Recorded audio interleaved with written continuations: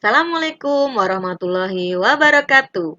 Halo anak-anak kelas 3, hari ini kita akan belajar tentang tema 7, subtema 1, pembelajaran kedua. Tujuan pembelajaran kita hari ini dapat kamu baca di sini. Nah, sekarang mari kita mulai belajar. Adik-adik perhatikan gambar berikut ini. Dayu, Siti, dan Lani membaca buku tentang pengolahan ikan bandeng. Mereka tertarik untuk melihat cara pengolahan ikan bandeng. Esok harinya, Dayu, Siti, dan Lani mengunjungi tempat pengolahan ikan bandeng. Mereka berkunjung ke rumah Pak Sarip. Nah, Pak Sarip ini memiliki kolam ikan bandeng. Pak Sarip juga mengolah ikan bandeng agar lebih awet. Pak Sarip membuat ikan bandeng presto. Dayu dan teman-teman ingin melihat proses pengolahannya. Bandeng presto. Bandeng presto adalah ikan bandeng yang dimasak dengan menggunakan panci presto. Nah, panci presto ini menghasilkan uap air bertekanan tinggi. Hal itu yang akan membuat daging ikan menjadi lunak, adik-adik. Tidak hanya dagingnya, duri ikan pun akan melunak. Bandeng presto ini dibumbui dengan bawang putih, kunyit, dan garam. Ikan yang sudah diberi bumbu kemudian dibungkus dengan daun pisang.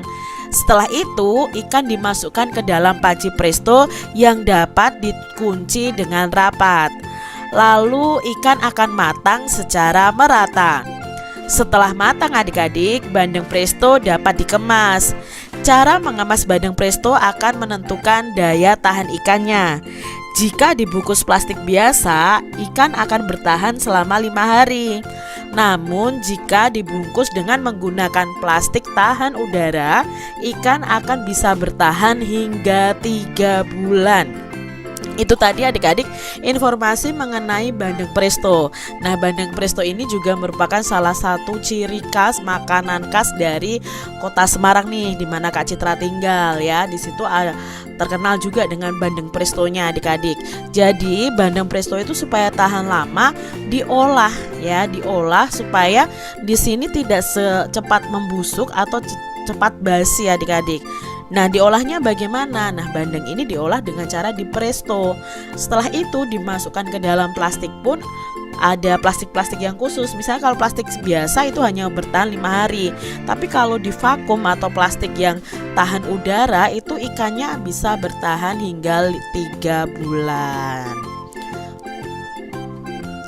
Adik-adik, kumpulan kalimat yang diberi warna pada bacaan tadi itu disebut dengan paragraf adik-adik. Ada berapa buah paragraf pada teks bandeng presto? Nah, pada teks bandeng presto ini ada 3 paragraf. Ini paragraf 1, lalu yang berwarna merah ini paragraf 2, dan yang berwarna biru ini adalah paragraf 3. Jadi ada 3 paragraf. Biasanya itu kalau paragraf kalimat utamanya agak ke tengah begini adik-adik ya. Tapi kalau dalam bacaan ini diberi tanda dengan warna ya, diberi warna berbeda, itu yang menunjukkan paragraf. Nah, paragraf itu akan memberikan penjelasan karena di situ ada inti dari bacaannya. Lani, Dayu, dan Siti memiliki kemampuan yang berbeda dalam berenang. Lani telah mahir berenang, Dayu ingin belajar berenang. Nah, Siti lebih senang bermain di pinggir kolam. Di lingkungan sekitar kita itu biasanya dapat menemukan beragam kemampuan. Beragam itu artinya bermacam-macam adik-adik. Lani, Dayu, dan Siti juga memiliki cara yang berbeda dalam menikmati buah-buahan. Misalnya Siti ini menikmati buah-buahan ketika minum susu rasa stroberi. Dayu menikmati bolu pisang. Lani lebih suka makan buah apel.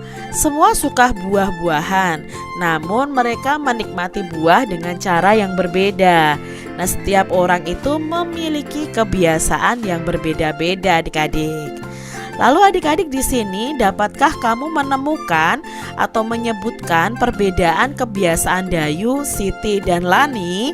Nah, di sini perbedaannya adalah Lani, Dayu, dan Siti ini memiliki cara yang berbeda dalam menikmati buah-buahan.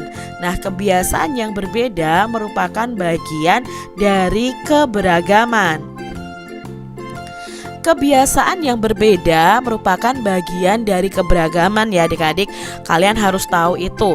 Nah, keberagaman itu bukan menjadikan alasan untuk kita saling mengejek, saling menuduh atau tidak rukun. Tetapi dengan adanya keberagaman itu, kita lebih baik untuk saling menghormati, menghargai kebiasaan orang lain yang berbeda dengan kita.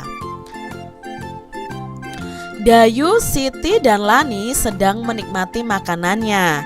Kemudian Beni, Udin, dan Edo datang membawa ragam makanan. Amati makanan yang dibawa oleh Udin dan teman-temannya. Nah, ini adalah makanannya adik-adik.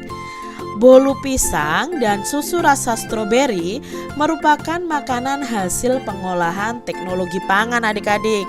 Ya, jadi teknologi pangannya diubah ya dengan menggunakan teknologi sehingga bahan awal itu diolah menjadi bahan yang siap saji dan tahan lama adik-adik. Nah, di sini tuliskan daftar makanan hasil teknologi pangan berdasarkan gambar di atas. Di sini ada ayam goreng, lalu ada sosis. Sosis itu biasanya dari daging ya adik-adik ya, tapi diolah menjadi sosis ini dan biasanya lebih tahan lama. Lalu ada manisan buah, ada daging kornet, ada roti, dan ada susu instan. Adik-adik, apakah mereka akan menyukai jenis makanan yang sama? Tentunya tidak adik-adik ya. Tidak semuanya itu memiliki jenis makanan kesukaan yang sama. Lalu apakah semua menyukai makanan hasil teknologi pangan? Tentunya juga tidak adik-adik. Mungkin tidak semuanya suka dengan susu, tidak semuanya suka dengan sosis ya. Karena apa? Setiap orang itu mempunyai keberagaman dalam hal kesukaan. Setiap orang memiliki makanan kesukaan. Kesukaan setiap orang itu berbeda-beda adik-adik. Jika temanmu memiliki kesukaan yang berbeda darimu, apa yang akan kamu lakukan? Nah, sikap memahami dan menerima perbedaan kesukaan setiap orang itu sesuai dengan pengamalan Pancasila, khususnya di sila ketiga Pancasila yang berbunyi Persatuan Indonesia. Mari adik-adik kita saling menghormati, saling menerima, saling memahami setiap perbedaan yang ada. Kita harus tetap bersatu. Demikian tadi pembelajaran kita hari ini.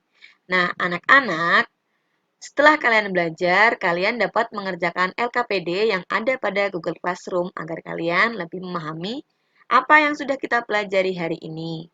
Terima kasih telah mengikuti pembelajaran dengan semangat. Sampai jumpa di pembelajaran selanjutnya. Wassalamualaikum warahmatullahi wabarakatuh.